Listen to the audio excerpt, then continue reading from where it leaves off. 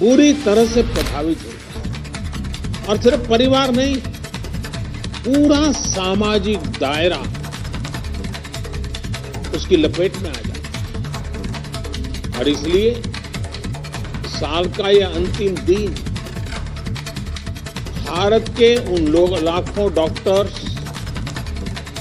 Health warriors, सफाई कर्मियों,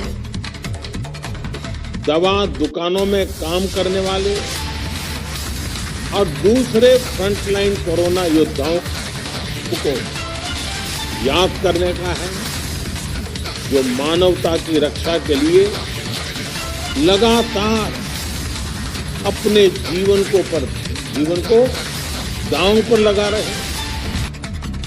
कर्तव्य पथ पर जिन साथियों ने अपना जीवन दे दिया है, मैं आज उन सबको आदरपूर्वक नमन करता हूं। आज देश उन साथियों को, उन वैज्ञानिकों को, उन कर्मचारियों को भी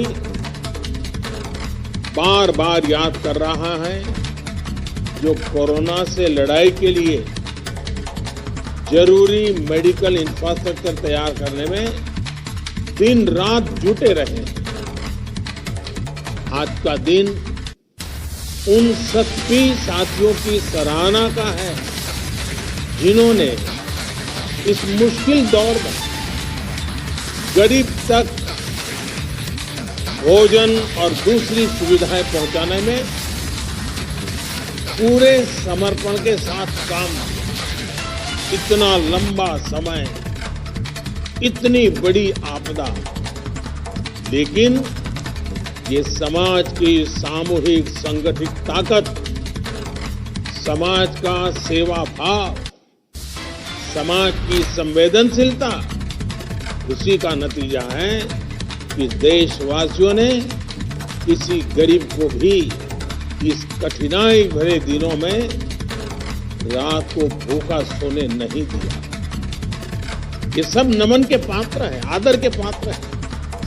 साथियों, मुश्किल भरे इस साल ने दिखाया है कि भारत जब एकजुट होता है तो मुश्किल से मुश्किल संकट का सामना वो कितनी प्रभावी तरीके से करता है। भारत ने एकजुटता के साथ जिस प्रकार समय पर प्रभावी कदम उठाए, उसी का परिणाम है कि आज हम बहुत बेहतर स्थिति में हैं। जिस देश में 130 करोड़ से ज्यादा लोग हो, घनी आबादी हो, वहां करीब करीब 1 करोड़ लोग इस बीमारी से लड़कर जीत चुके हैं। कोरोना से पीड़ित साथियों को बचाने का भारत का रिकॉर्ड दुनिया से बहुत बेहतर रहा। वहीं अब संक्रमण के मामले में भी भारत लगातार नीचे की तरफ जा रहा है। भाइयों और बहनों, साल 2020 में संक्रमण की निराशा थी, चिंताएं थी, चारों तरफ सवालिया निशान थे।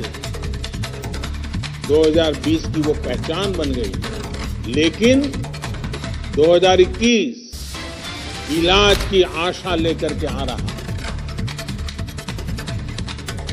वैक्सीन को लेकर भारत में हर जरूरी तैयारियां चल रही। भारत में बनी वैक्सीन तेजी से हर जरूरी वर्ग तक पहुंचे, इसके लिए कोशिशें अंतिम चरणों में हैं। दुनिया का सबसे बड़ा टीकाकरण अभियान चलाने के लिए भारत की तैयारियां जोरों पर। मुझे विश्वास है कि जिस तरह बीते साल संक्रमण से रोकने के लिए हमने एकजुट होकर प्रयास किए, उसी तरह टीकाकरण को सफल बनाने के लिए भी पूरा भारत एकजुटता से आगे बढ़ेगा। साथियों, गुजरात में भी संक्रमण को रोकने के लिए और अब टीकाकरण के लिए तैयारियों को लेकर प्रशंसनीय काम हुआ है। बीते 2 दशकों में जिस प्रकार का मेडिकल इंफ्रास्ट्रक्चर गुजरात में तैयार हुआ है, वो एक बड़ी वजह है कि गुजरात कोरोना चुनौती से बेहतर तरीके से निपट पा रहा है। एम्स राजकोट गुजरात के हेल्थ नेटवर्क को और सशक्त करेगा, मजबूत करेगा। अब गंभीर से गंभीर बीमारियों के लिए राजकोट में ही आधुनिक सुविधा उपलब्ध हो रही है। इलाज और शिक्षा के अलावा इससे रोजगार के भी अनेक अवसर तैयार होंगे। नए अस्पताल में काम करने वाले लगभग 5,000 सीधे रोजगार उपलब्ध होंगे। इसके साथ साथ रहन सहन, खाने पीने, ट्रांसपोर्ट, दूसरी मेडिकल सुविधाओं से जुड़े अनेक अप्रत्यक्ष रोजगार भी यहाँ बनेंगे। और हमने देखा है कि जहाँ बड़ा अस्पताल होता है उसके बाहर एक छोटा शहर ही बस जाता है। भाई और बहनों, मेडिकल सेक्टर में गुजरात की सफलता के पीछे 2 दशकों का अनवरत प्रयास, समर्पण और संकल्प है। बीते 6 सालों में पूरे देश में जिस इलाज और मेडिकल एजुकेशन को लेकर जिस स्केल पर काम हुआ, उसका निश्चित लाभ गुजरात को भी मिल रहा है। साथियों, बड़े अस्पतालों की स्थिति, उन पर दबाव से आप भी भलीभांति परिचित हैं। स्थिति ये थी कि आजादी के इतने दशकों के बाद भी सिर्फ 6 एम्स ही बन पाए थे। 2003 में अटल जी की सरकार ने 6 और एम्स बनाने के लिए कदम उठाए। उनके बनाते बनाते 2012 आ गया था, यानी 9 साल लग गए। बीते 6 सालों में 10 नए एम्स बनाने पर काम शुरू कर चुके हैं, जिनमें से कई आज पूरी तरह से काम शुरू कर चुके हैं। एम्स के साथ साथ देश में 20 एम्स जैसे ही सुपर स्पेशलिटी हॉस्पिटल्स का निर्माण भी किया जा रहा है। साथियों, साल 2014 से पहले हमारा हेल्थ सेक्टर अलग अलग दिशा में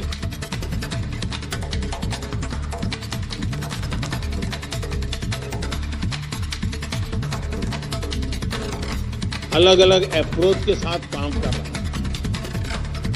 प्राइमरी हेल्थ केयर का अपना सिस्टम था। गांवों में सुविधाएं न के बराबर थी। हमने हेल्थ सेक्टर में हॉस्पिटल होलिस्टिक तरीके से काम करना शुरू किया। हमने जहां एक तरफ प्रिवेंटिव केयर पर बल दिया, वहीं इलाज की आधुनिक सुविधाओं को भी प्राथमिकता दी।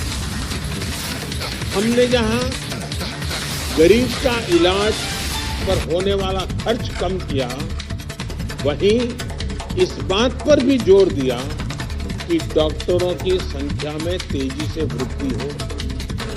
साथियों, आयुष्मान भारत योजना के तहत देश भर के दूर-दराज के इलाकों में लगभग 1.5 lakh health and wellness centre बनाने के लिए काम तेजी से चल रहा है। अभी तक इनमें से 50,000 सेंटर सेवा देना शुरू भी कर चुके हैं।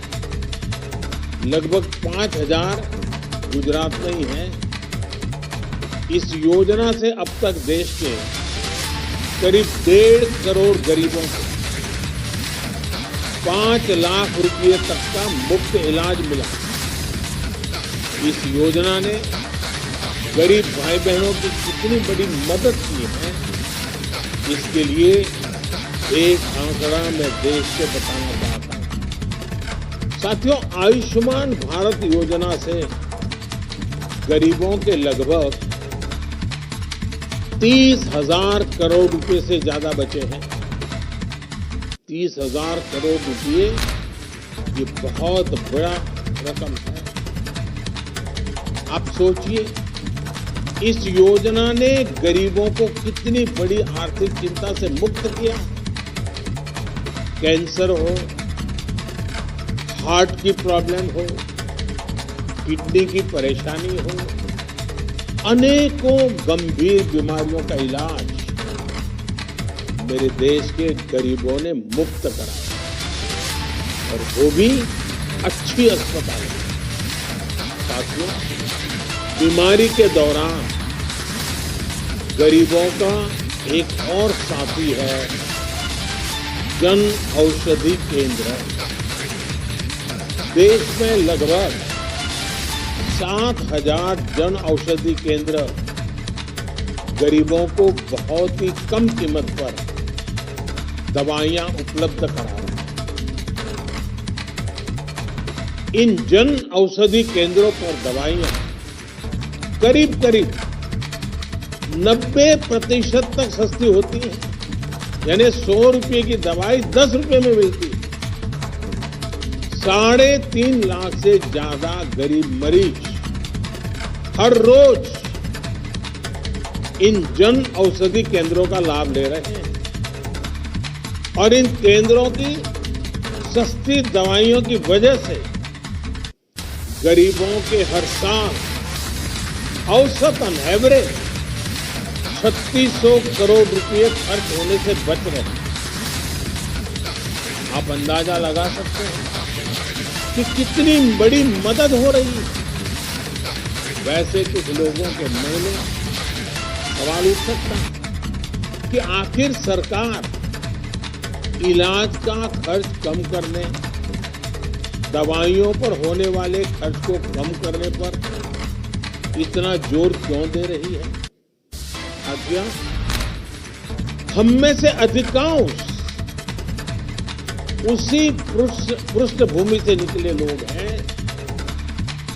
गरीब और मध्यम वर्ग में इलाज का खर्च हमेशा से बहुत बड़ी चिंता रहा। जब किसी गरीब को गंभीर बीमारी होती है तो इस बात की संभावना बहुत ज्यादा होती है कि वो अपना इलाज कराए ही नहीं। इलाज के लिए पैसे न होना, घर के अन्य खर्च, अपनी जिम्मेदारियों की चिंता, व्यक्ति के व्यवहार में ये बदलाव ला ही देता है। और हमने देखा है, जब गरीब बीमार हो जाता है, पैसे नहीं होते हैं, वो क्या करता है? दोहरे धागे की दुनिया में चला जाता है, पूजा पाठ की दुनिया में चला जाता है। उसको लगता है शायद वहीं से बच जाऊंगा, लेकिन वो इसलिए जाता है, हम ये ना कहें कि वो अंधश्रद्धा है, वो इसलिए जाता है कि उसके पास सही जगह पर जाने के लिए पैसे नहीं हैं, गरीबी उसको परेशान कर रही है। साथियों, हमने ये भी देखा है कि जो व्यवहार पैसे की कमी की वजह से बदल जाता है, वही व्यवहार जब गरीब के पास एक सुरक्षा कवच होता है तो वे एक आत्मविश्वास में बदल जाते हैं। आयुष्मान भारत योजना के तहत गरीबों का इलाज, लोगों की चिंता इस व्यवहार को बदलने में सफल रहा, जिसमें वो पैसे की कमी की वजह से अपना इलाज कराने अस्पताल जाते ही नहीं। और कभी कभी तो मैंने देखा कि घर के जो बुजुर्ग हैं, ज्यादा बुजुर्ग नहीं, 45-50 साल की आयु, बड़े व्यक्ति जो इसलिए बीमार नहीं, दवाई नहीं कराते, वो कहते कर्ज हो जाएगा तो सारा कर्ज बच्चों को देना पड़ेगा और बच्चे बर्बाद हो जाएंगे। बच्चों की जिंदगी बर्बाद न हो, इसलिए कई माँ बाप जीवन भर दर्द झेलते हैं और दर्द में ही मरते हैं। क्योंकि कर्ज न हो, दर्द झेले, लेकिन बच्चों के नसीब में कर्ज ना आए, इसलिए वो ट्रीटमेंट नहीं करते। खासकर ये भी सही है कि प्राइवेट हॉस्पिटल जाने की तो गरीब पहले कभी सोच ही नहीं पाया। आयुष्मान भारत के बाद अब ये भी बदल रहा है।